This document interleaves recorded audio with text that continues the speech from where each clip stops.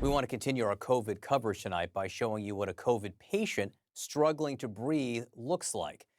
This is what happens to people when every weapon in our arsenal is not used to its fullest potential, or even the most obvious one, the vaccine.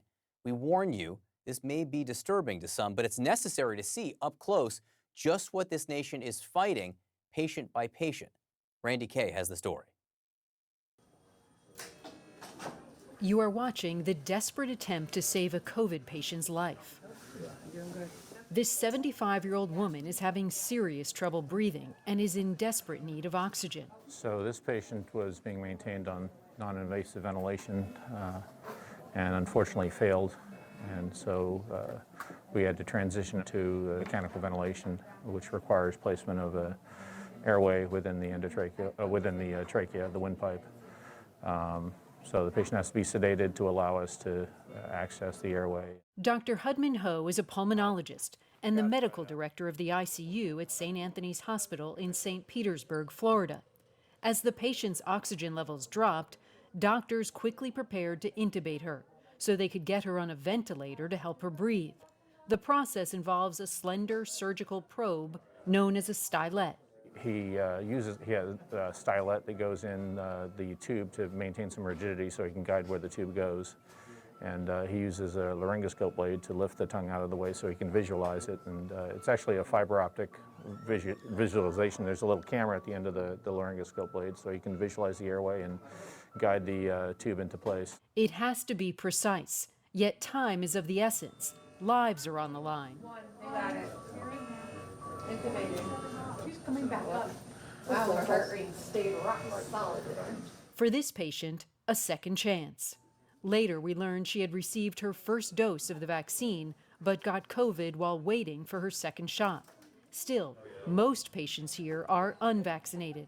Across the Baycare hospital system, which includes St. Anthony's, hospitalizations have increased tenfold since the beginning of July, and about 85% of the ICU patients are unvaccinated.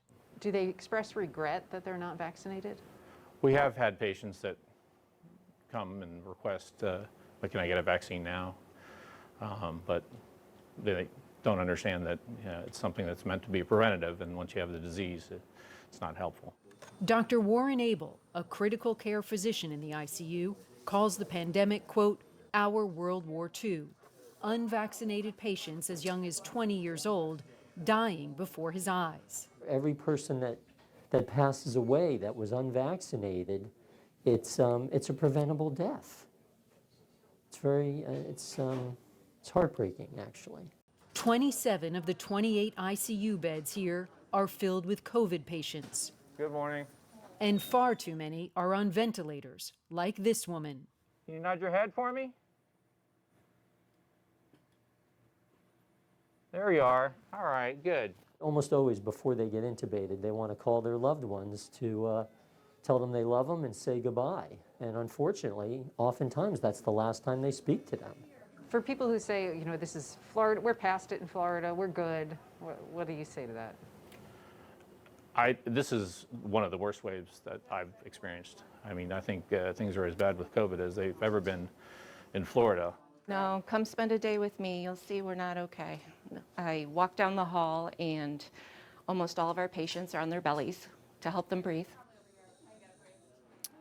And Randy Kay joins us now. Randy, given the surge in patients, given that we're not okay, as these healthcare workers are saying, does this hospital have what it needs? Does it have enough ventilators?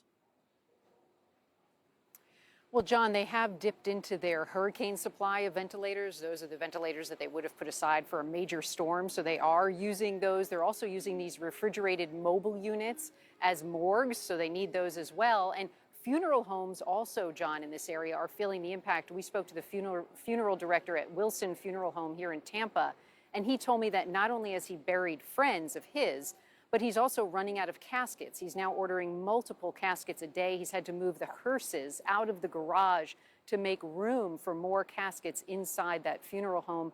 And he also told me he's having trouble scheduling funerals because the cemeteries are so busy. He can't even get a funeral scheduled on the books. So I will just tell you that being in that ICU, for anyone who thinks that, that we shouldn't be wearing masks or we might not need to get a vaccine, they should spend a day with those healthcare workers, walking in that ICU, walking in their shoes. It could change a mind, John. Yeah, indeed. And a bull market for funerals. What a tragedy that is.